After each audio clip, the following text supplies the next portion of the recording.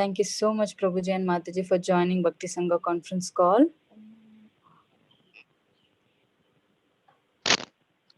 Mataji start the recording. So let's start the recording, Mataji. Prabhuji, And Prabhuji is already online. So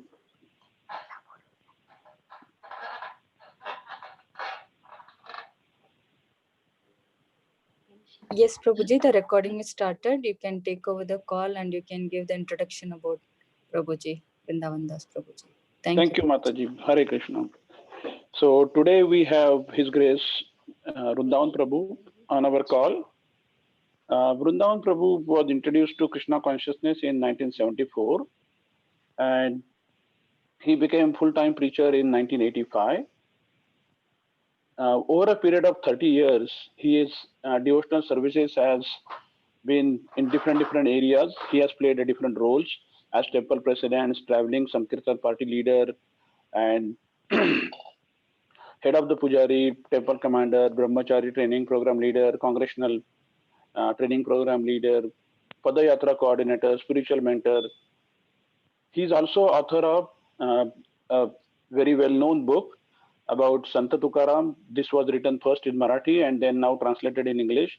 It is also available through Amazon if someone wants to buy that book. His 7-day Bhagavad Gita and Srimad Bhagavatham discourses are very well known, and it has benefited many devotees. It has been spreading the message of Srila Prabhupada, and many brahmacharis and families have joined his Krishna consciousness, ISKCON movement, because of his preaching. He has played full-time brahmachari role in New Vrindavan.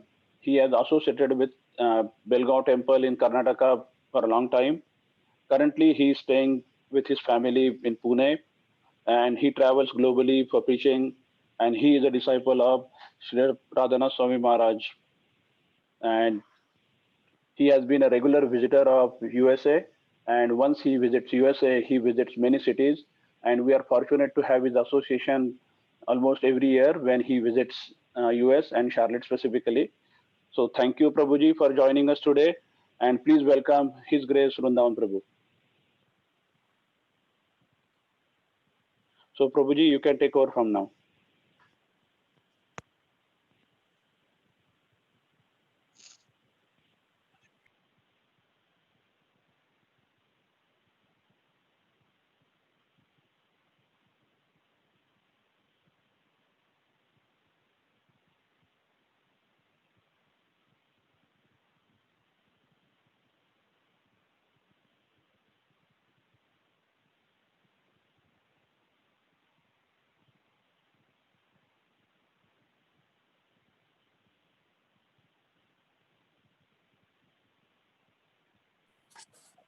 Haribol.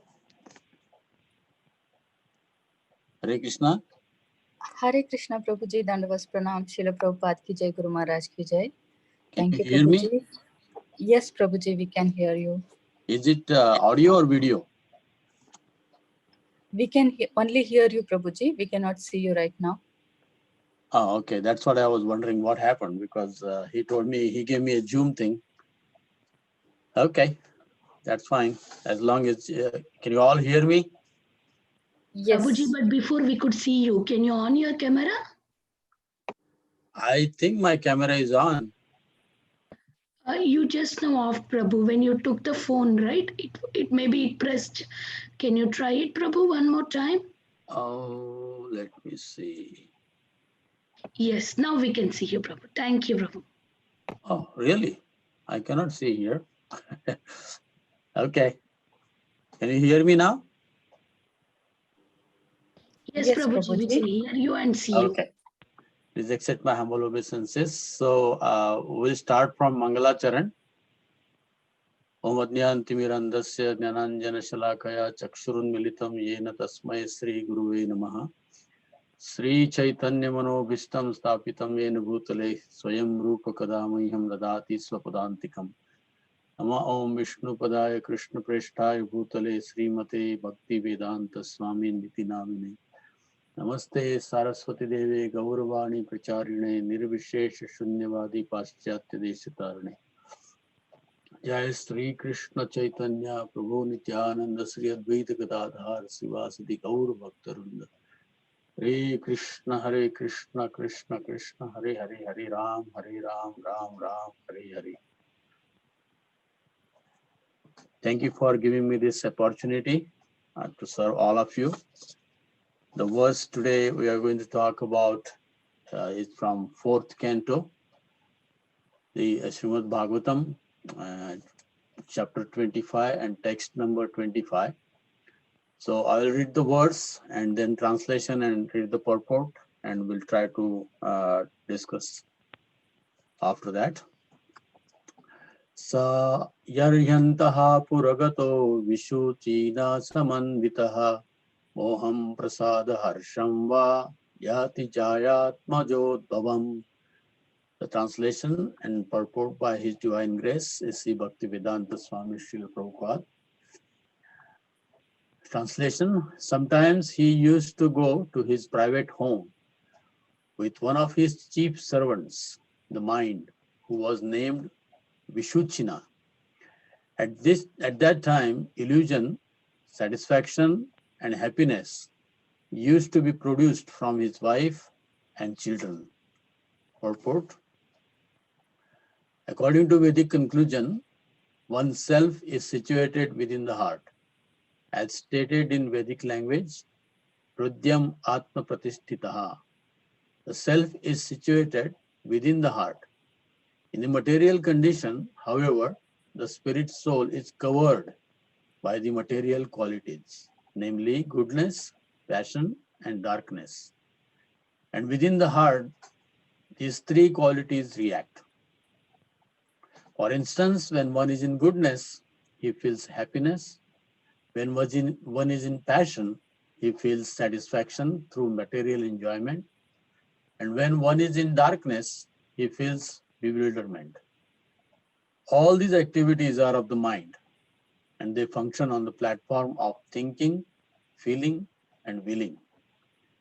When the living entity is encircled by wife, children, and home, he acts on the mental plane. Sometimes he is very happy, sometimes he is very much satisfied, sometimes he is not satisfied, and sometimes he is bewildered. Bewilderment is called moha, illusion. Illusioned by society, friendship, and love, the living entity thinks that his so-called society, friendship, and love, nationality, community, etc., will give him protection.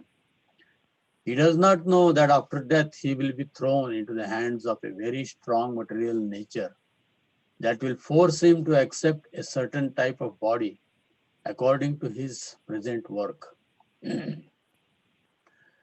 This body may not even be a human body. Thus, the living entity's feeling of security in this life, in the midst of society, wife, and friendship, is nothing but illusion. All living entities engaged in various material bodies are illusioned by the present activities of material enjoyment. They forget their real business, which is to go back home, back to Godhead. Everyone who is not in Krishna consciousness must be considered to be in illusion. One's so-called feelings of happiness and satisfaction resulting from material things are also illusions. Factually, neither society, friendship, love, nor anything else can save one from the onslaught of the external energy, which is symptomized by birth, death, old age, and disease. To get even one living entity out of the illusory condition is very difficult. Therefore, Lord Krishna says in Bhagavad Gita, chapter 7, text 14, Devi yeshi gunamayi mama maya duratyaya mamevaye prapadyante mayam etam darandite. This divine energy of mind, consisting of the three modes of material nature, is difficult to overcome. but those who have surrendered unto me can easily cross beyond it. Therefore, unless one surrenders completely at the lotus feet of Krishna, he cannot get out of the entanglement of the three modes of material nature. Jai Srila Prabhupada. So this is a very enlightening chapter out of many chapters about Prachin Bharishit, the king. Many sends his 10,000 sons under the guidance of Lord Shiva, but he himself is interested in fruitive activities, karmakanda, and therefore, according to his inclination, Narad Muni is trying to preach him. Being an expert preacher, we can see Narad Muni, how he is handling the situation of Prachin Bharishit. We have seen Narad Muni preaching to Prahlad Maharaj, how he preached to Dhruva Maharaj, how he preached to Chitraketu, how he preached to Valmiki, and how he preached to Kamsa. So many examples are there in the scripture, how Narad Muni deals with so many different kinds of people. And he is not a prototype preacher. Sometimes preachers become prototype. They only know what is taught and they just try to repeat, although they are repeating properly, but they don't know in front of whom they are talking. So preacher has to be expert, and we can learn that from Narad Muni. How he is dealing with different living entities, just like Prahlad Maharaj. You see, Prahlad Maharaj was in the womb of his mother, Kayadu. And when all the devatas were afraid that the baby in the womb of Kayadu, Hiranyakashipu's wife, Hiranyakashipu is such a terrorist, how his son would be. So they wanted to kill. But Narad Muni said no, because of his vision. He could understand that even though he is the son of a demon, but he is a devotee. So he took Kayadu to his own ashram, and he directly started reciting Srimad Bhagavatam. He didn't wait for anything. And therefore, Prahlad Maharaj, he became a devotee. And he tells his friends that my mother forgot whatever she heard from Narad Muni. So you see, two living entities were listening. One is Prahlad Maharaj, that's also in the womb. So womb is not a very comfortable place to be. If you know, nowadays you can see that in so many ways how the child is there in the womb, in what is the position. It's not a comfortable position, but because it is Srimad Bhagavatam, Prahlad Maharaj, even before he came into this world, he is enjoying this Srimad Bhagavatam, and you can see how much he learned when he was preaching to his own friends in the school. So Narad Muni was every day he was talking about Srimad Bhagavatam, but his mother, when he came to Prahlad's mother, when she came to palace again of Hiranyakashipu, she forgot everything, and Prahlad Maharaj remembered, even though she was he heard it as a baby. So that is the influence of Narad Muni. So it is not that when you listen, you apply to your life. So Kayadhu, she was a very chaste lady. She was very faithful to her husband.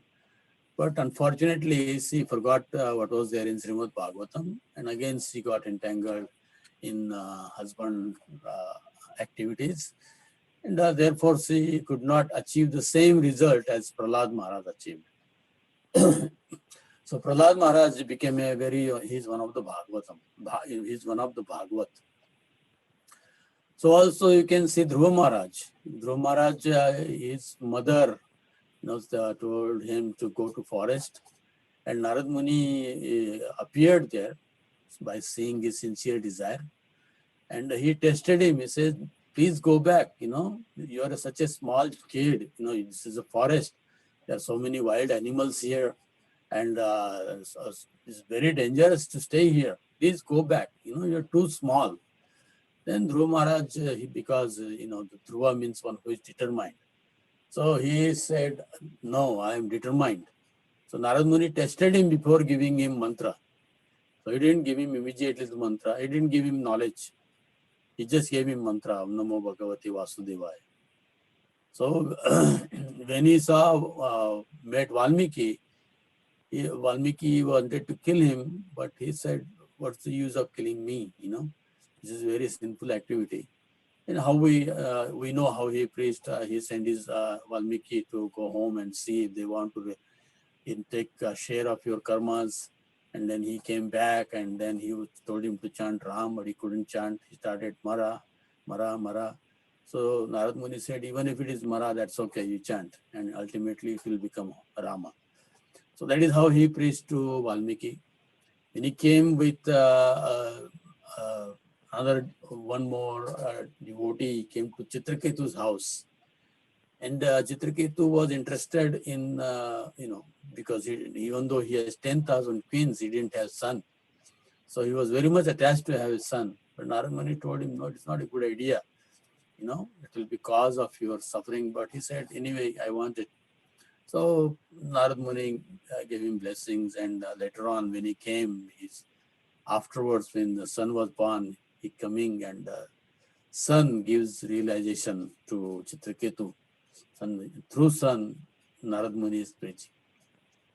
So here you see Prachin Parishit, he is interested in fruity activities, and by understanding he's not surrender to hear Srimad Bhagavatam or pure devotional service, but he has a willingness to follow some religious principles. So through religious principles, he is trying to bring Prachin Parishit to the real conclusion of philosophy, that is Krishna consciousness. So when Prachin Parishit, he is listening from Narad Muni.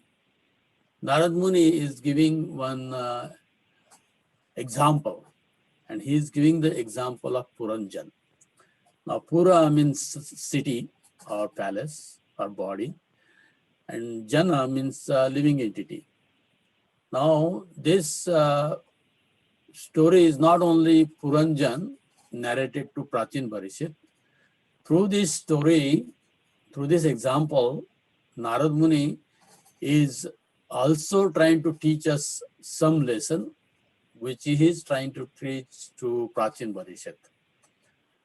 How we should understand this body, nature of this body, three gunas, the material nature, and how these senses are strong, and all this will come. So he's giving an example. So this Puranjan, because he is interested in fruity activities. Why people are interested in fruity activities? Because through fruity activities, you collect some pious credits, and pious credits gives you nice lifestyle, or comfortable lifestyle, or enjoyable lifestyle. You can enjoy your senses, and you don't think much about suffering. You get a lot of some people you can see from their birth to death, they have no problems except for four. At least they think that they have no problems. Everybody has a problem, but one who is in illusion, they think that I have no problems. But say Indraloka, Chandraloka, Siddhaloka, Gandharvaloka, they're all better situated than human beings. And in human beings also, most of you from India, and you can see the lifestyle or standard of living is way, way, way better in America than what you can find in India. So therefore, once you come to America, nobody wants to go back to India. So why? Because the lifestyle is better, the job situation is better, and you can have what you cannot have it in India. For even though if you work for whole life, you will not be able to have a nice house, nice car, nice roads, nice facilities. even if you work whole of your life. It is not possible because India is not meant for that. India has different purpose. Why people want to come to America? Because there is a lot of sense gratification and easy life compared to difficult, standing in a locals and travel or drive car, So why people want to be here? Because they have a nice sense enjoyment. So more than that, go to in America, there is a lot of sense enjoyment in whatever cities you are living. But Americans, they are not happy. They want to go to Honolulu, they want to go to Puerto Rico, they want to go to Hawaii, and they want to go to Caribbean islands. So even if they are staying in such a nice place, they are not happy. So because Krishna has created this world in such a way, the grass is always greener on the other side. So this Puranjan, he is traveling like this all over the world, and he is not satisfied to settle anywhere. And then on the south side of Himalaya, he finds a place, and that is Bharatvarsha. And then he comes and sees the beautiful forest and birds and fruits and rivers. And then he he meets one girl in the forest and he gets infatuated and they fall in love with each other. And then he comes to a city called Bhagavatham. And the previous verses you have heard that how it works in the left, east side, west side, south side, north side. And as he comes, then now he is entering in his home. And that is what we are reading today from. How he's entered in home. So sometimes he used to go to his private home. So with one of his chief servants. So he has a chief servant called Mind. And whose name is Visuchina. And we have previously heard that he has one friend who he is traveling with. He is unknown friend. I particularly don't remember what exact word, Sanskrit word used for that, but it's called unknown friend. That is Paramatma. So he is always with him. But here he is traveling with his servants, whose name is Vishuchana. And when you travel with mind, you're not properly exactly situated. Because you are traveling, wherever you are going, you're going with your mind. You're not going where you want to go. So mind takes you wherever your senses want to go. So it is very important to understand the position of mind, because Puranjan, Pura, in this particular verse, is our body, and Jana is soul. That means we ourselves. And this body has 9 gates, as also explained in Bhagavad Gita and also in this chapter. So through these 9 gates, all the illusion is entering in the body. And you see 6 of them are just in your head, 2 eyes, 2 nostrils, 2 ears, and 1 mouth. Just imagine how much is you are gathering in one head, just our face. 2, 4, 6, and 7 senses are there, and only 2 holes are down the body.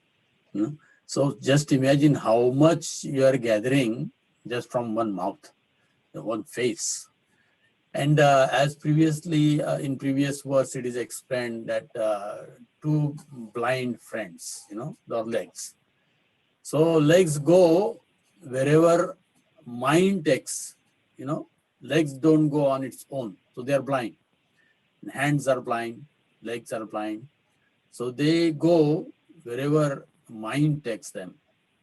So it is very important, especially when you are in the illusory world, what we are living in now, like a material world. It's so confusing. And so everywhere you go, you get illusion. And that's why Prabhupada is talking about illusion in this verse. So the Atma, how he gets illusion, it is explained in Srimad Bhagavatam. Jaya sammohito jivo atmanaha trigunatmakam paropi manute anartham tat kritam cha vipatye. So due to the external energy, the living entity, although transcendental, to the three modes of material nature, thinks of himself as material product. We start thinking we are part of this material world and we want to make everything good here. We want to just like we stay in this world, just like we have come here to stay permanently. And therefore, he has to undergo so many difficulties, so many struggles, hard time, miseries, just to stay in this world. So Krishna has created this world not to settle. Krishna has created this world to make you realize you cannot settle. So there are so many difficulties are in this life, so that you will realize your transcendental position. So as explained in this verse by Srila Prabhupada, when the soul is covered by goodness, passion, and darkness. So soul is Sachidananda, but at present it is covered. So why it is covered? Because of the mind. So therefore Krishna, he gives very nice explanation of how our body acts. So he is explaining, Indriyani paranyahur, indriyubhya paramana, manasastu parabuddhir, buddhirya parasastu sa. So what that means, beyond these blunt senses. So what we see when we see each other, or when we see in front of our mirror, or when we see our body, except for your face, you can see all other body, the hand, legs, stomach, all these things you can see. So what we see, Krishna is calling it as a blunt senses. What is blunt means? They are dead. This body is dead. Now, when you see a dead man, you see the same body in front of us.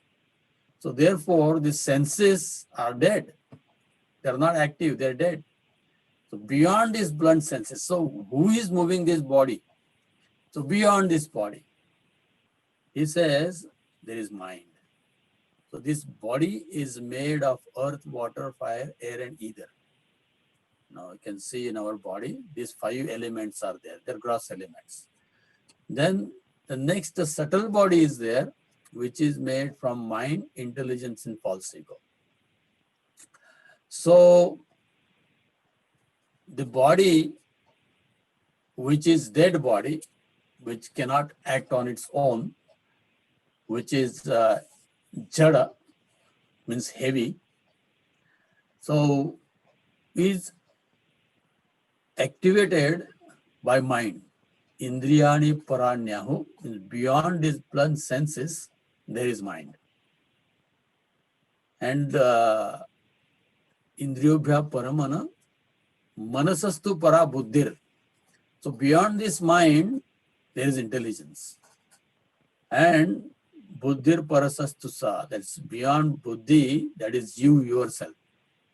That with the ahankara, the soul is there.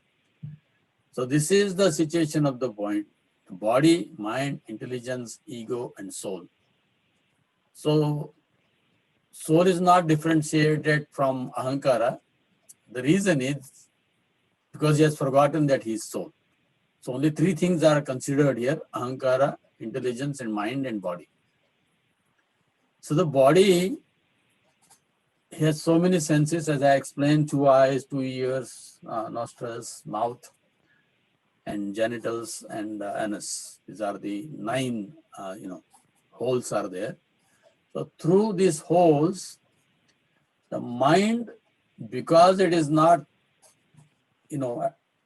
is not attracted inside, because it is not controlled by soul.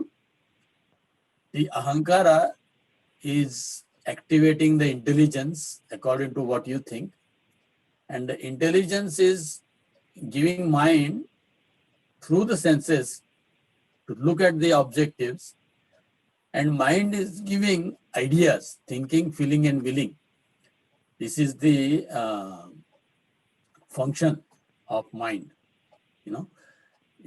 What is intelligence? These are all subtle activities, so subtle you cannot even fathom how subtle this is, how so many things are going on in your own body, how this body acts within. So because soul has forgotten his identity, he has acquired some ahankara. So we have ahankara that I am Purusha, Indian, American, rich, poor, Brahmin, Kshatriya, Maratha, Vaishya, Gujarati, Bengali, Madrasi, so many identities, unlimited identities. And because of these identities are changing every time, and also, even if I have a human body, first I am a boy, a small kid, then boy, and then child, and become adult, and then body is also changing, situations are changing. So for the soul, it is bewildering. For ego, it is bewildering. Every time he has to think so many things, at a time in a life, future, past, present. So the soul, if you are not a person who is situated on soul platform, you will be completely illusioned. So what happens as soon as a soul comes into this material, immediately he is attacked, he is controlled by three modes of material nature: Sattva, Raja, and Tama. That's what it is said here. Atmanam Trigunatmakam. So Trigunatmakam, these are the three gunas, they completely capture you. And that's what Krishna says in Bhagavad Gita. Prakriti Kriyamanani Gune Karmani Sarvosha. So Prakriti, which is made of these three gunas, is controlling. And we are thinking, I am independent. Therefore, Krishna says, Ahankar Vimudhatma Kartaham iti manyate. So Krishna says, people, the Ahankar Vimudhatma. So the soul, which is bewildered, foolishly thinks that he is the doer. But actually, who is getting things done? Is getting these three gunas are getting things done from everybody. So the intelligence, the ahankara is covered by three modes. So in whatever mode we are, our intelligence acts.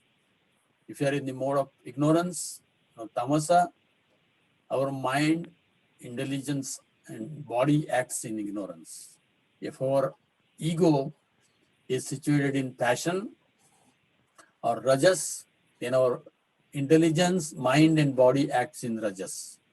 And if your mind is situated in sattva guna, or mode of goodness, our mind, body, and intelligence acts in sattva guna. And these things are changing.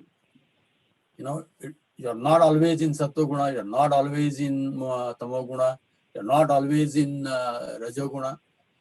Sometimes you are in rajo guna, sometimes in tamo guna, sometimes in sattva guna. So this is all changing. And also, it is outside also. Mornings are sattva guna, days are raja guna, evening is tamo guna. So you are clashing. Inside Rajogunas are also clashing with outside Rajoguna. Inside Tamoguna, outside Rajoguna. So it's very difficult when you are in Tamoguna, morning is Sattoguna, so there is a clash. If you are in Rajoguna and you are in the night, that's a mode of ignorance. So many things are clashing. So it is impossible to be happy in this material world. So beyond happiness, there is called ananda. So sometimes because we have no experience of ananda, the word happy, sukha, is used for ananda because we have no experience. So mode of goodness, there is some kind of happiness is there. And in the Rajasa, there is some kind of material enjoyment is there, satisfaction is there. But in darkness, the soul is always bewildered. That's what Prabhupada is explaining. So this mind is the controller of everything happening in our life. So therefore, Krishna explains that Uddhared Atmana Atmanam Atmanam na avasadiyet Atmaiva Yatmano Bandhu Atmaiva Tripuratmana. Said Uddhared Atmana Atmanam. One should try to elevate his mind. Na Atmanam avasadiyet. Means we should not try to allow our mind to degrade. We are already degraded, but we should not allow that mind to degrade more. We should allow mind to uddhar karna chahiye. So we have to upgrade our mind. Why Krishna says Atmaiva Yatmano Bandhu? He says mind, if you control him, is your best friend. And Atmaiva Ripuratmanaha. If you don't control, mind itself is your worst enemy. We think the enemy is outside. No, enemy is within our heart. That's mind.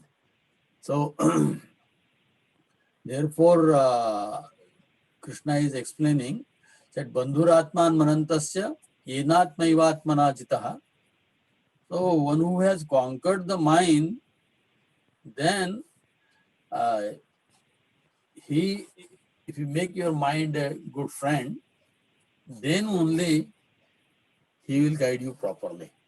But if you just let him do whatever he wants, it's worst enemy.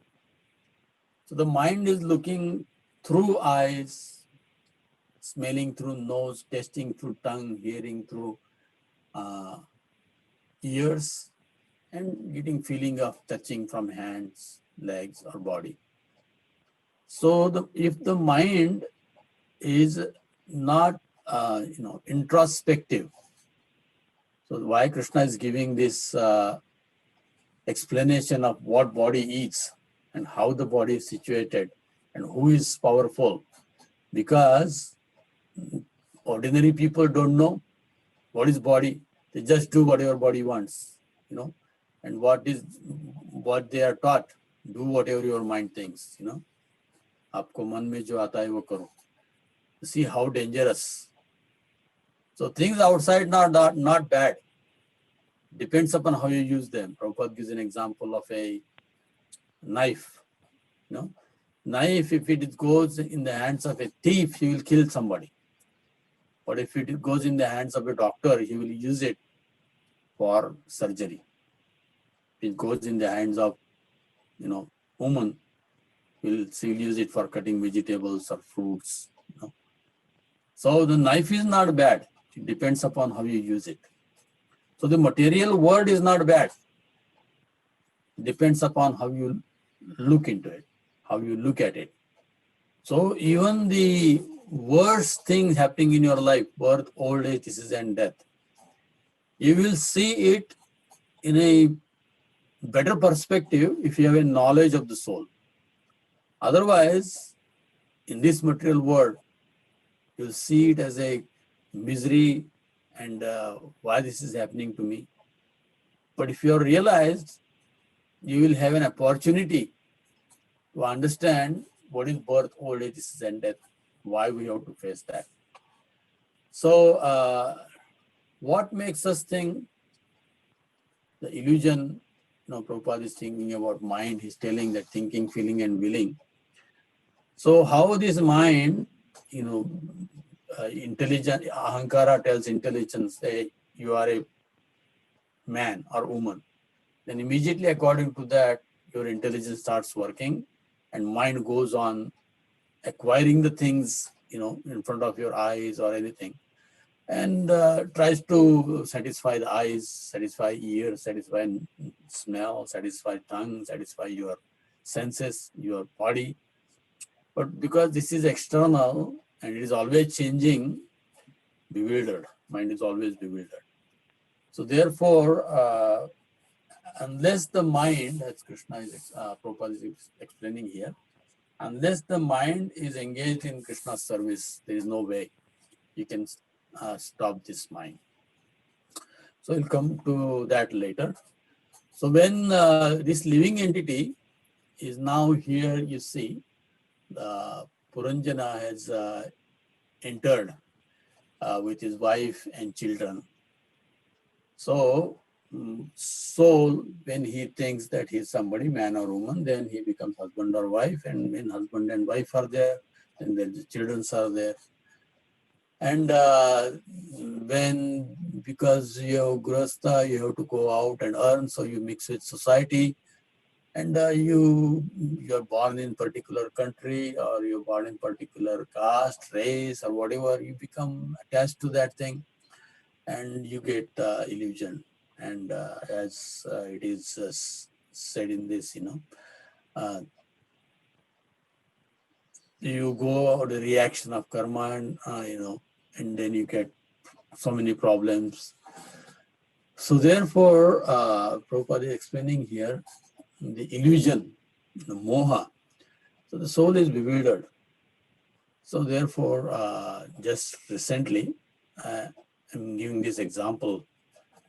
We visited one of our relatives, and one of our, she was a nurse, and she was telling one story of a man who came to a hospital because of corona.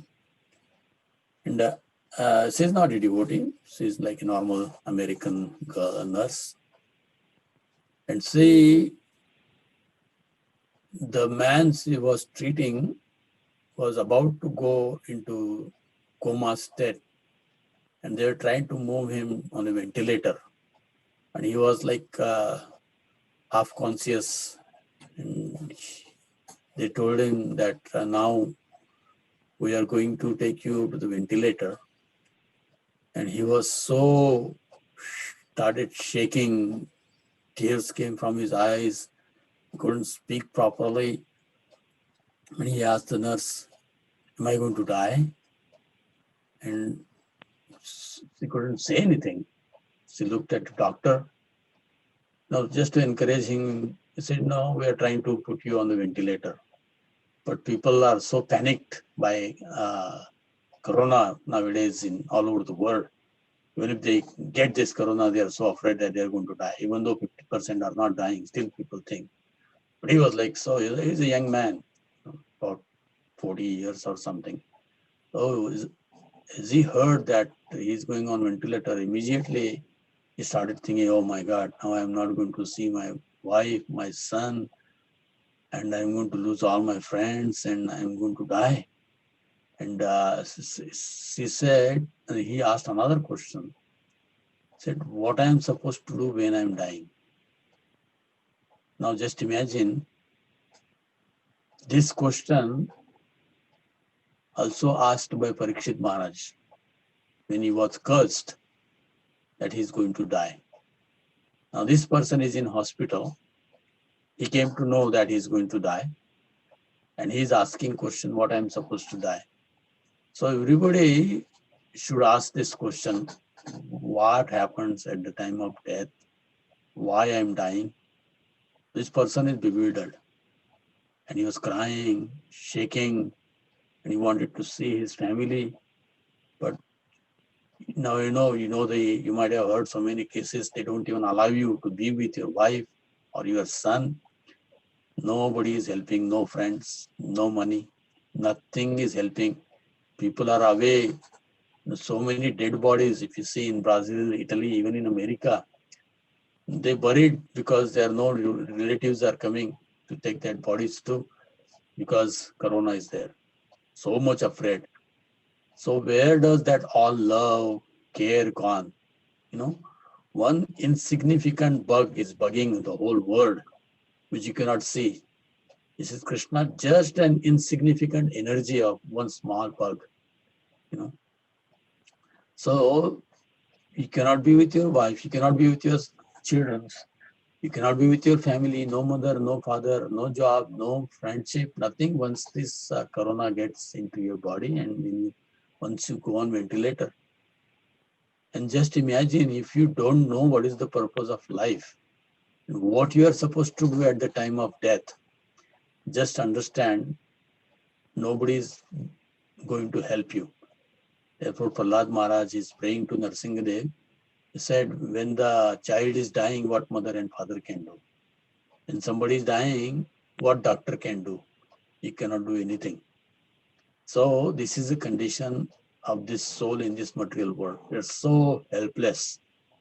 So that is why here Prabhupada is explaining these are all illusions. Nobody can help you at the time of death. Nobody. Even if you have money, your family, your friends, your relatives, your position, your strength, your intelligence, everything goes blank when you are about to die. The only person who can help is friend sitting inside with you, who we called as Jivalaga. Surudam Sarvabhutana. Surudam means he is afraid of all the living entities, who is traveling with us. Only he can help us from within. So it's a very serious matter, Krishna consciousness. Now we are living, we are in Rajoguna, Sattva-guna, we are happy, satisfied. So we don't think about this thing. So Krishna consciousness is cultivating the relationship with that friend who is sitting in your heart. And that mind is not allowing us to do that. Because mind, once he knows that if he surrenders to Krishna, you don't have any independence. And we don't want to lose our independence. Therefore, we are struggling to become independent. Everybody wants to become independent in this world. Everybody. Everybody wants to become free from bondage. People are in lockdown. Nobody wants to be in lockdown. But you have to understand, even if you come out of lockdown, still we are locked down. Or we are locked down into our body. And therefore, we want to be free, but we are locked down in this body. And as long as we have this body, suffering is destined. Suffering is there. So Krishna consciousness helps us to train this mind. So therefore, intelligent person should not listen to his mind. Even though the whole education system teaches us, just do what your mind says.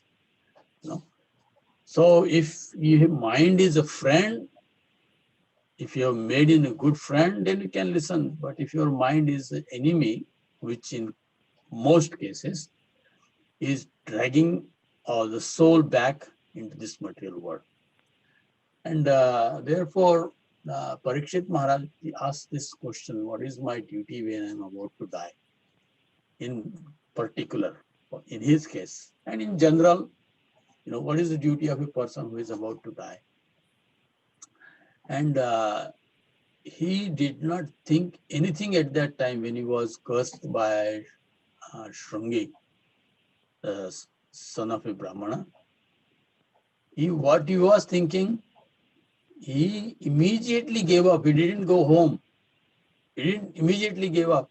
Atmajaya Sutagara Pashu Davina Bandhushu Rajye cha avikale nityam virudham mamata juhum.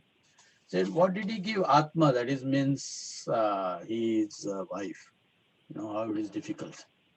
Atmaja means first he didn't think about his body, his wife, Sutta, his children, Agara, that means his palace, and Dravina is money, a treasury house, Bandhushu, friends, and animals, pashus.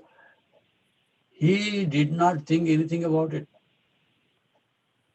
I was just thinking, if that person was Krishna conscious, he would have thought about Parikshit Maharaj, and he would have asked the same question without being attached to his body, to his wife, to his sons, to his treasury, his money, his prestige. So wow, Parikshit Maharaj was so detached. Just imagine, just a second ago, he was a king of the whole world. He had wife, he had everything you can imagine. Within 1 second, when he came to know that he's about to die. Now, what we will do in this case, if someone comes to know what you're about to die, he will be thinking about all these things. Oh, I had all these things. I collected all of my life, all these things. Now I have to leave. And my wife is not close to me. At least he was the one who's in Corona. If you are admitted, wife is not there, children are not there, mothers are not there. And they are trying to see through windows from another building and all these things. People are trying to devise so many things, but they don't understand. They cannot help you. The only person can help is your real friend. It's Jiva Laga. No, Tukaram Maharaj, he said, Tuka Mane Majha Jivicha Jiva Laga. So who is the best friend? Jiva Laga. Marathi and Hindi. You will understand this word. Jiva means soul. Laga means one who is close. So who is a Jiva Laga? Everybody uses this word. Oh, he's my Jiva Laga. Who is a Jiva Laga? So this is called for Paramatma. Jiva Laga. So he is a dear friend. Jiva Laga. Jiva ke lagat jo hai. Jivacha lagat jo hai. One who is close to your soul. Who is close to your soul? Not even body, not your mind. What to speak of any other things. So only your friend is there, and that is Krishna. So therefore, how could Parikshit Maharaj in 1 second, he could turn his mind, which was involved in all these things, his wife, his friends, his children, his animals, his kingdom, relatives, friends, and kingship. Just imagine such a big position. Within 1 second, he turns around and he goes to Ganga, where he finds Sukadeva Goswami. How that is happened? Because Bhagavatam explains, Virudha Mamata Juhau. Because he has developed love for Krishna within his heart. And therefore, he immediately went to hear about Krishna because he knows the only situation when you are about to die is to think about Krishna. And best way to think about Krishna is chanting his name. And when you are about to die, it is not possible. You can think that you will be able to chant. When we are in this body, we are not chanting properly. What to speak of when you have all the pain? Now, just before I came to US in around December, one of my friend, Vishnu Prabhu, is a devotee also, who helped, he was my childhood friend, and then he became a devotee. And then he printed my Tukaram book also. He was just about 54 or something, and he was, he was about to die, and he was saying that he was very last thing he said before he went into coma. He said, I am not able to chant, but I am trying to think about all the deities. So I was reading this, it is very difficult to chant at the time of death, but I heard it first time from a person who is about to die in some hours, that I am not able to chant.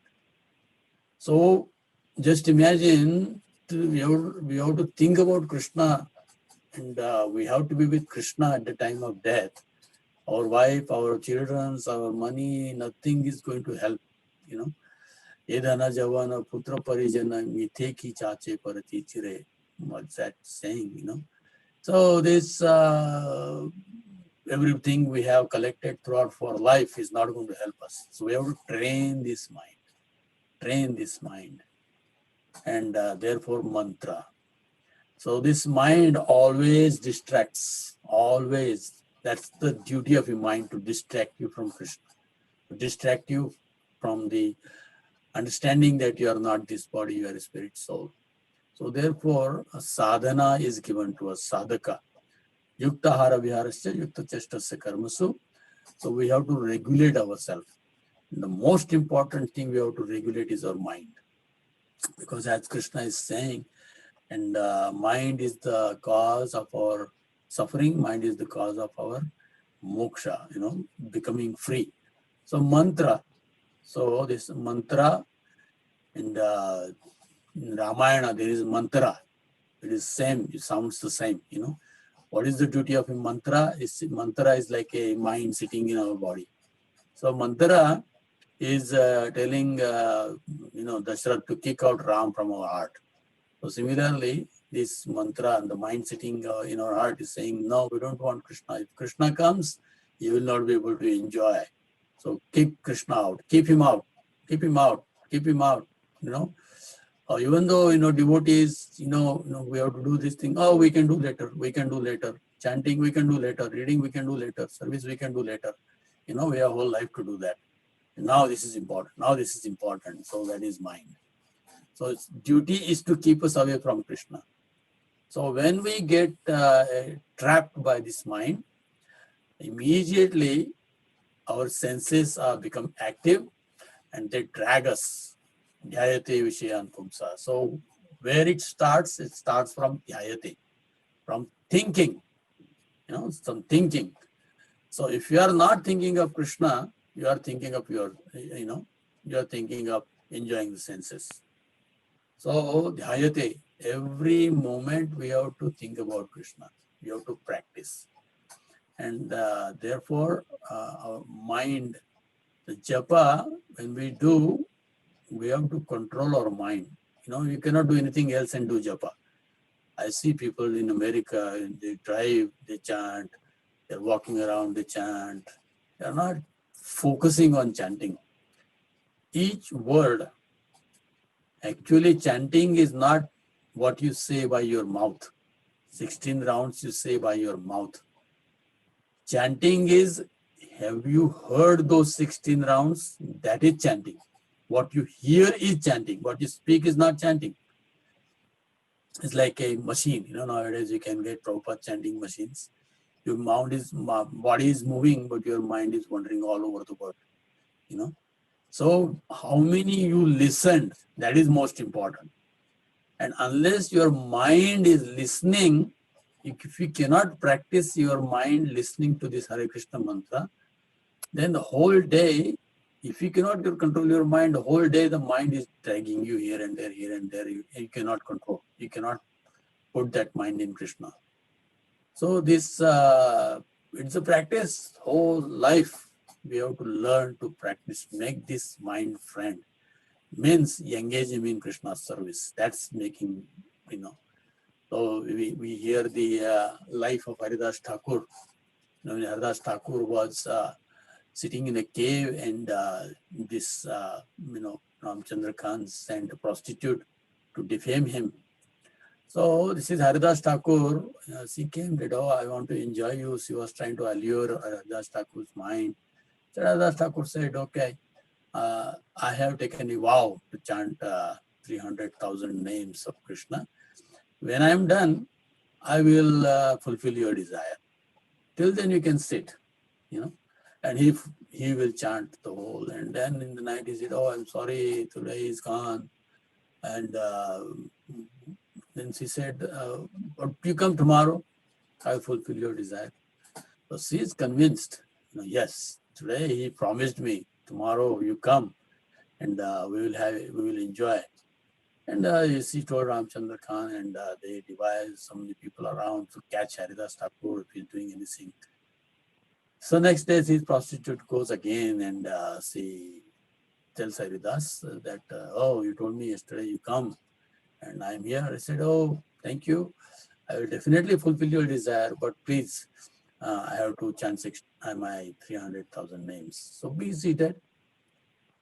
So again, the second day was like that. Haridas Thakur was completely immersed in chanting, even though this prostitute was trying to allure with so many bodily features and movements. But Haridas was so much, his mind is so controlled. He was so completely absorbed in the chanting of the holy name. He couldn't care, for her beauty or anything. So second day is gone. She said, okay, again, same thing. The third day she came, and because of pure chanting of Hare Krishna, just by listening, see, listening, prostitute was not chanting, but she was listening. So what was the fact? Her mouth was not moving, but ears were active. And therefore she got, people think how she got purified just by sitting 3 days with Haridas Thakur, because 3 days she heard, even though she may not have chanted. So hearing is important, not what you speak. She heard and she became so purified. She surrendered to Haridas Thakur and she told that I have actually come. It was a plan of Ramchandra Khan to destroy your fame. And what Haridas Thakur said, I know that. I would have left this place in the same day. But I wanted to give you this wonderful Krishna consciousness. I stayed back. And now you stay here, I will go, and you chant Hare Krishna. So the mind is like a prostitute. You know, it will allure, show so many interesting things in our life. Hey, you do this, you do that, you do this, you do that. Always is there. And mind, and even as devotees say, okay, wow, that's nice. You know, we should do this, we should do that, we should do that. I know I have to chant. I know I have to chant. I know I have to read. I know I have to serve. You know, I know all these things. I can do that later, and that later never becomes, or even if it is later, we cannot hear. So here we have to learn from Haridas Thakur. Our mind is like a prostitute. So who is a prostitute? Chanakya Pandit has made a definition of chaste and prostitute. Chaste lady, her body, mind, and her body, mind, and thoughts is dedicated to one person. She is a chaste.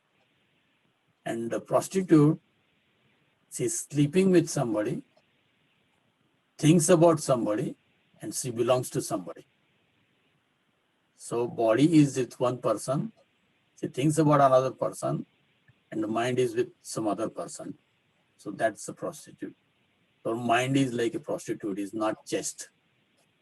So very difficult to make this mind who is like a prostitute thing, even though it's with you, but it's not with you, thinking about something else, immediately after one plan, after another plan, after another plan, and another plan.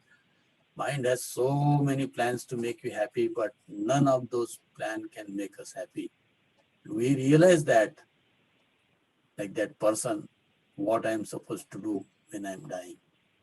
So, therefore, saintly person thinks about death every day. Like Parikshit Maharaj. In 1 second, he changed his mind from all these things. So even though we are, we are all grostas, most of us, and we are, in this material world doing so many things. So how have we come to attracted to Krishna, Viruddha Mamtas? Oh, how that will happen? So mind. So we have to teach this mind at least when you are chanting. And then that mind will help you throughout the day. If your chanting is like, prostitute, then mind will not, if you're not listening, then we are just mechanically doing things, and will be entangled with wife, husband, money, children's. Of course, we have to do all these things, So if you grostha, if you do that, it's more difficult to be grostha and be Krishna conscious. Prabhupada admitted that, yes, it is very difficult to have. If you don't have anything, you don't have to worry about all these things. You are just with Krishna and chanting Krishna and preaching Krishna, and brahmacharis and sannyasis are fortunate to do that. But that more difficult is being a grihastha and being a Krishna conscious.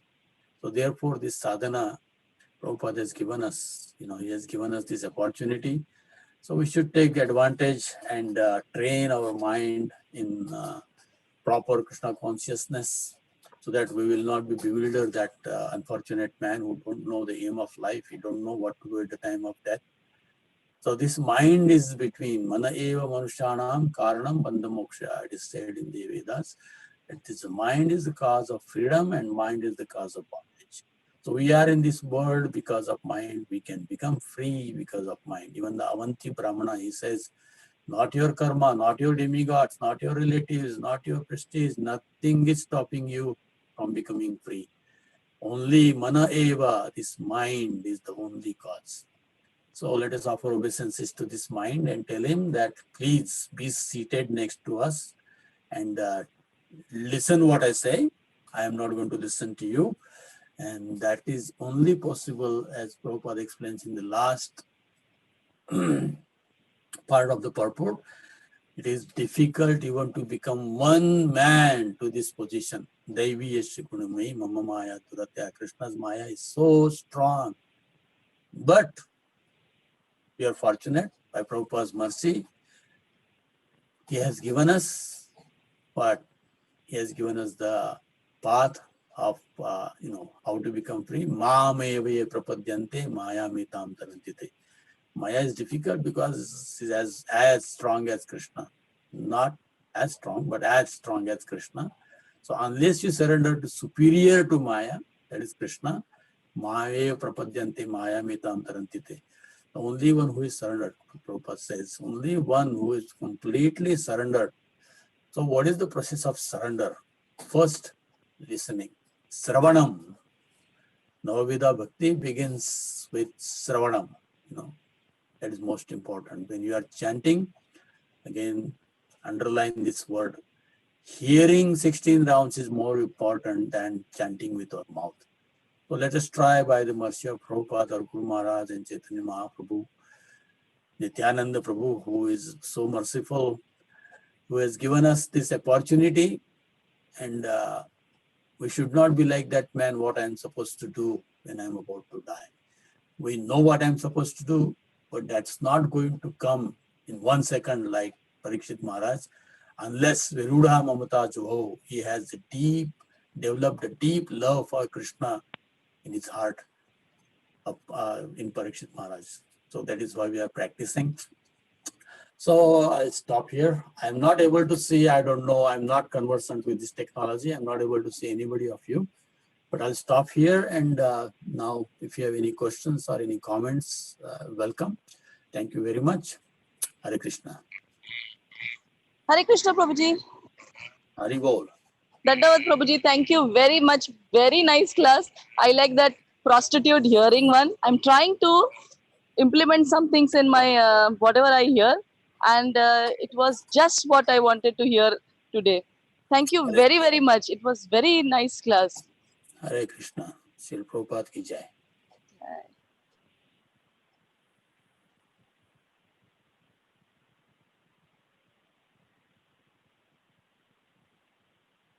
I don't know what time I'm supposed to end, but I thought 8:30 is the proper time.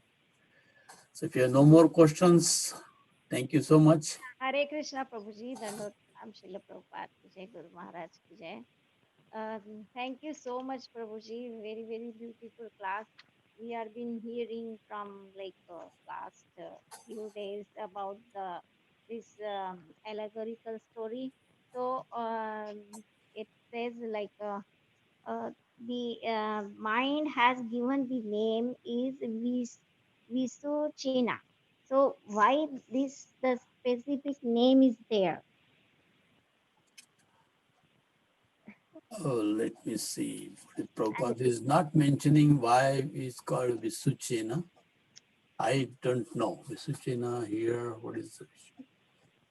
Visuchena means by the mind. Prabhupada explains by the mind. I don't know why it is called Visuchena. Why his name Visuchena. Prabhupada right translation is by the mind. I'm not sure. And second thing is it says it's like a cheap servant. Yes. So instead of becoming his mind should be our servant, and Yes. it's a cheap servant, and instead of that we are becoming servant of the mind. That's the reality. So Yes. That was the whole half of the class was about how is a friend and how is an enemy. So yes, even though he is servant, we have given up everything to him. That's the problem. yes, Prabhuji. Thank you so much, Prabhuji.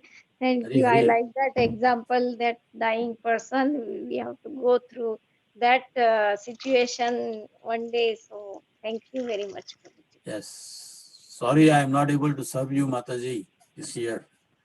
Yeah, Prabhuji, we are also feeling But sorry. now, we can, I don't know, I'm stuck here in America. I'm conditioned soul already, but I'm confined by Corona. We can have more chances. I don't mind. We are in every time. We Okay. will love to have your association, Prabhuji. Thank you so much. Yes, Hare Krishna. Prabhu, this is Naveen Krishnadas from Columbus. Yes, Naveen. Sorry, I could not have your association too. Hari Prabhu, thank you very Hari, much. Hari. I just came in the last minute because Brajabhakti was hearing. I was chanting, I didn't know that. But I just want to say thank you very much. I'm so happy to see you. Hari, Hari. Hari Bol. I cannot see you, but I know you. So I can see you from my mind.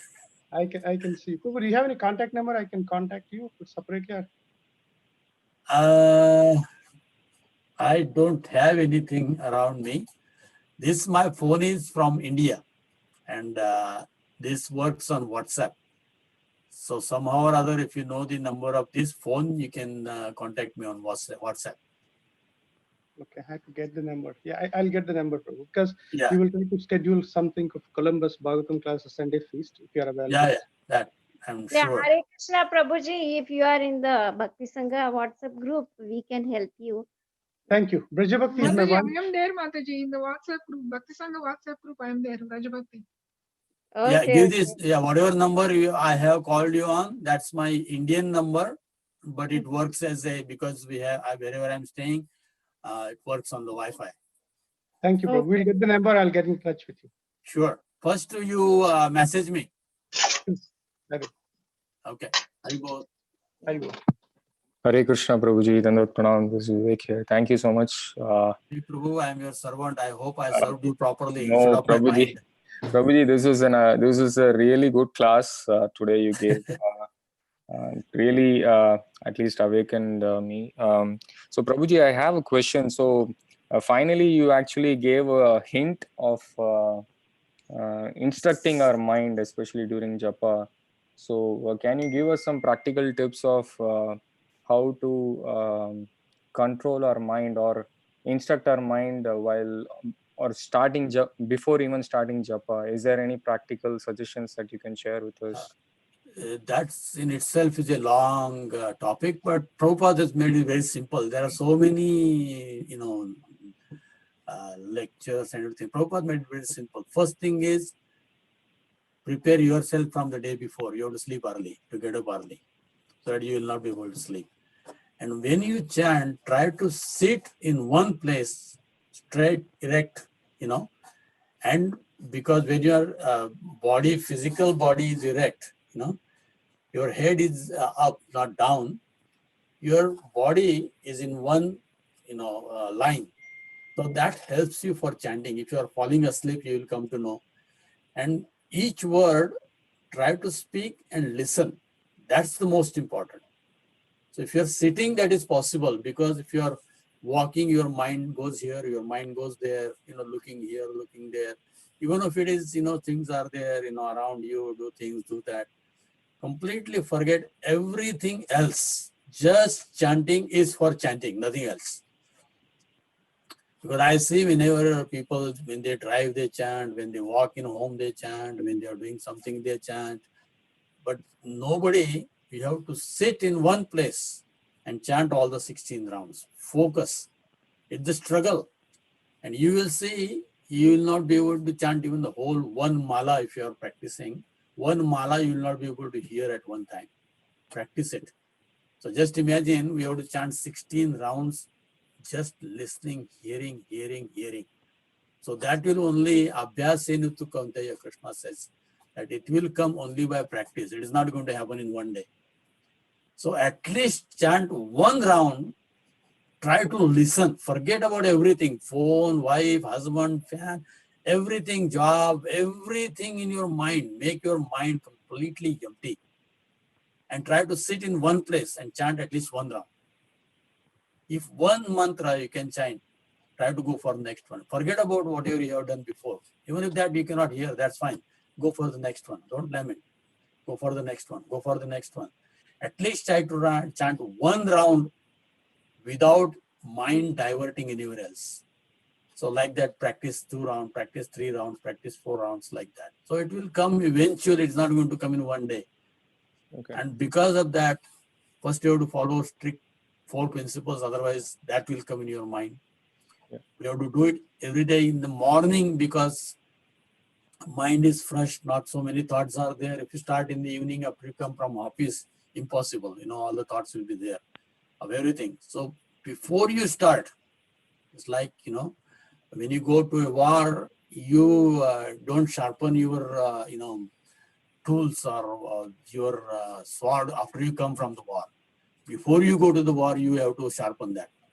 So therefore, mind we have to sharpen before we start doing anything in this world, because whatever you do is like a war, fight between your mind and the things and everything. It's a war going on within your mind. So your mind has to be sharpened, and that's only possible before you start doing everything. And chanting is the first. So best time is the morning, nobody disturbs. So get up early in the morning, focus on your rounds, each one word at a time. That's the only logic behind it. Practice, practice, practice. Haribol. Hare Thank you, Krishna. I don't know anything beyond that. I'm trying to do this. Thank you very much. Hare Krishna. Hare Krishna. Yeah, Hare Krishna, Hare Prabhuji. I have one more question. Like when Bhishma Pitamaha, he's left his body. So it says in first canto of Bhagavatam, one should have the glorious death like Bhishma. Yes, Bhishma. What is like? Can you explain a little bit? See, Bhishma, he had a boon that he will die only when he desires. Otherwise, he will not die. So Arjuna has put it in such a condition that he had arrows in his body. It is said that you cannot put one finger between the 2 arrows. So many arrows were there in his body. So if you see physically, he should have died when he was pierced with only 1 arrow. So he has so many arrows in his body, and he is lying on the arrows. He is not dying. So what he is thinking, he is waiting for Krishna to come in front of him. And therefore, when Krishna brings all the, Pandava, especially Yudhishthir, to see the glorious death of Bhishma. Now, even though death means pain, so just imagine when you cut vegetable, even if it cuts a little bit, how much it pains. When you do sewing, one pin, how much it hurts. Just imagine thousands of arrows in one body, how much suffering is there. But he is not suffering. The reason? Because he is completely absorbed in the thoughts of Krishna. So it is said that he was there for like that for a month, and some people say 2 months. So all those time he would have left, but he wanted to show how Ante Narayana Smriti, at the time of death. So he was going through all these things, but because he was thinking about Krishna, he was thinking how Krishna is kind, even though Bhishma was in the part of, he was fighting for Kauravas, not fighting for Pandavas. So Bhishma was thinking how glorious Krishna is and all these things. And Krishna, Yudhishthira is asking question to, Yudhishthira asking a question about how to rule the kingdom to Krishna, but Krishna said Bhishma is the best person. But actually Krishna wanted to bring Pandavas to show how Bhishma is such a devotee that he is waiting for Krishna to come so that he can see Krishna and live with body. So that is how we have to learn from Krishna how to live. We should be thinking, just like I was telling you, my friend Vishnu Prabhu from Belgaum, he said, I cannot chant. He admitted, it is so much pain, I cannot chant, but I'm trying to think about all the yatras he did, about all the temples he went, and the devotees were chanting around him. So Krishna will make that arrangement. So because of internal pain, it is very difficult to think about Krishna. So unless you practice that, it is not possible. And that is what we learn from Bhishmadev. And same thing, Haridas Thakur, Chaitanya Mahaprabhu is glorifying Haridas Thakur. Everybody is remembering Bhishma because Chaitanya Mahaprabhu left thinking Sri Krishna Chaitanya by seeing his beautiful face. Similarly, Bhishma, he left by seeing Krishna right in front of him. So how Krishna is going to come right in front of us? He's coming with many ways he can come. He is coming as a time, he's coming as a death, he's coming as a holy name, he's coming as a book, Bhagavatam, he's coming as a devotee. So many forms he is coming. Krishna says, I'll mrityu sarvarascha, I'll come as a death. So for everybody is a death, for devotee will be Krishna. So that depends upon how we have cultivated that consciousness throughout our life. And that's what going to come to help us at the time of death. So that we learn from Bhishma. Bhishma, even though he was with Kauravas, but still, whole of his life, he was in Krishna consciousness. So Bhishma's life relates some similarly to people, those who are staying in this material world. Bhishma stayed with the demons. We all stay with the demons. Wherever you go to work or anywhere, they are not friends. They're all tried to criticize. You are tried the sense enjoyment. So Bhishma was like that. He has to stay with all the demons, But his consciousness, all the time he was thinking about Pandavas and Krishna, even though he was staying with Kauravas. So Bhishma's life is like that. Our life is also like that. We are not staying with any, not always in the temple or in the Bhagavatam, in the chanting. We are always, most of the time, we are in the association of demons when you are working in our office, going to the shopping, do this, do that, outside work. That is also related to our life too. Bhishma is like, our life is like we have to stay with Kauravas, but think about Pandavas and Krishnas. So that also another lesson we can learn from Bhishma. And he did that. He didn't have a good association. So in spite of not having good association through whole of life, he thought of how to serve the devotees and think about Krishna. And therefore, he was able, he utilized his boon to leave the body thinking about Krishna. So the whole, not only he was, he's leaving this body, even within this body when he was in this world, that is also very instructive, very inspiring to understand. Okay, thank you. Yeah, thank you so much, Prabhuji. Very nice explanation. So, Prabhuji, when like you said, Bhishma Dev was waiting for Krishna to come. Also, it says, Prabhuji, that he is waiting to, like a Dakshinayan was there and Uttarayan should start. So, See, Mahabharata is meant for many people. It's also meant for Karmakandis and everything and everybody. That is the external reason. He was waiting for Makar Sankranti, the sun to come to, Dakshinayan, These are all external things. He was not waiting for that. He was waiting for Krishna. Devotional things, he's waiting for Krishna. For Karmakandis and everything, So that is the external reason. Okay? yeah. Bhagavatam Thank you, says he was Prabhuji. waiting for Krishna. Okay.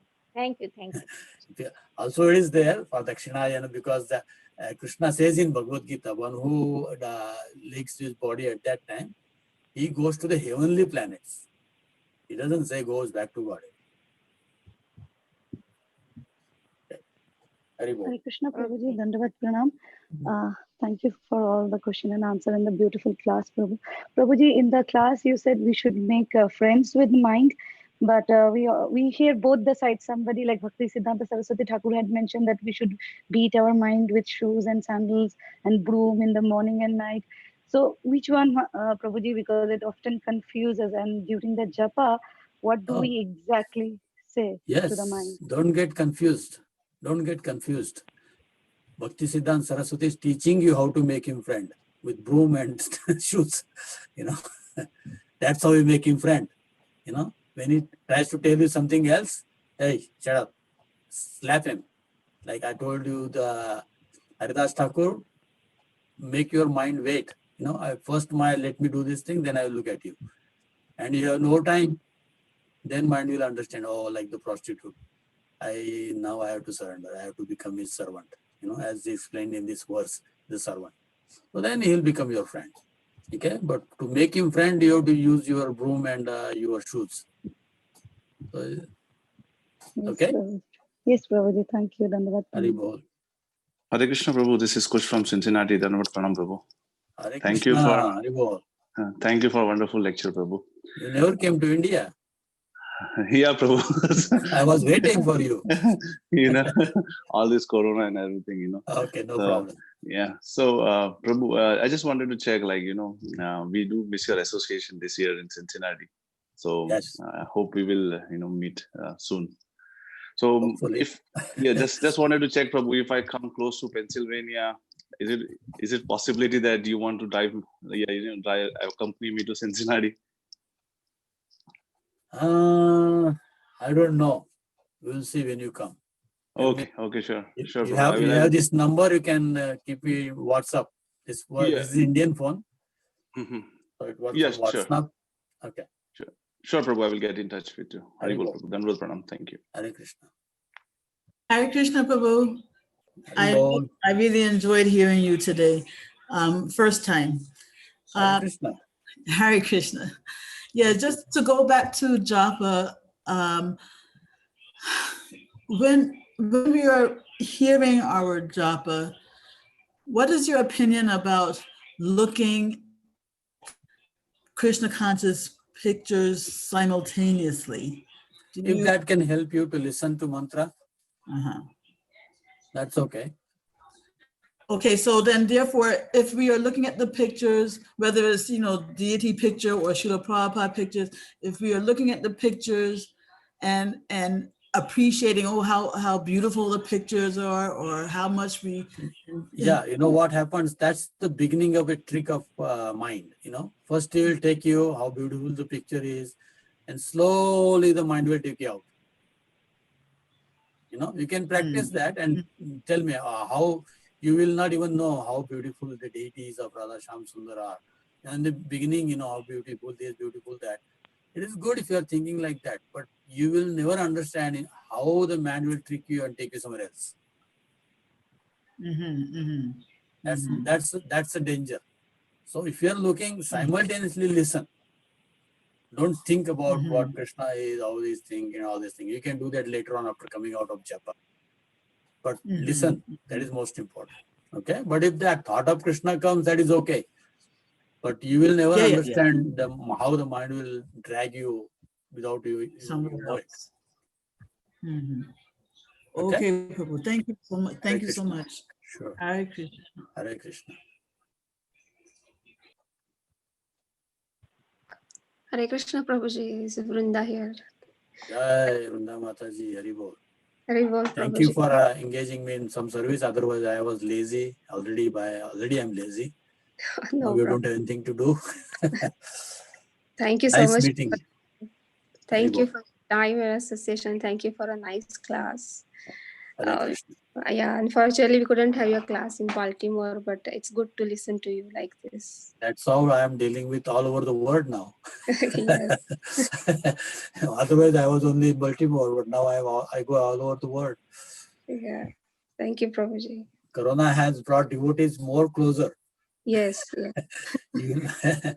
So I give classes to India, London, everywhere, and now I'm talking to Baltimore and all these wonderful devotees there. So thank you, all of you. I think it's time now. Hopefully we'll meet sometime again. Thank you very much and giving me opportunity, especially Vivek Prabhu. Hare Krishna. Thank you, Prabhuji. Hare Bol all. To all the Vaishnavas, Vancha Kalpatarubhyascha Kripa Sindhubhyascha Patitanam Pavanebhyo Vaishnavebhyo Namo Namah. Ananta Koti Vaishnav Vrinda ki jai, Srimad Bhagavatam ki jai, Srila Prabhupada ki jai, His Grace Vrindavan Prabhu ki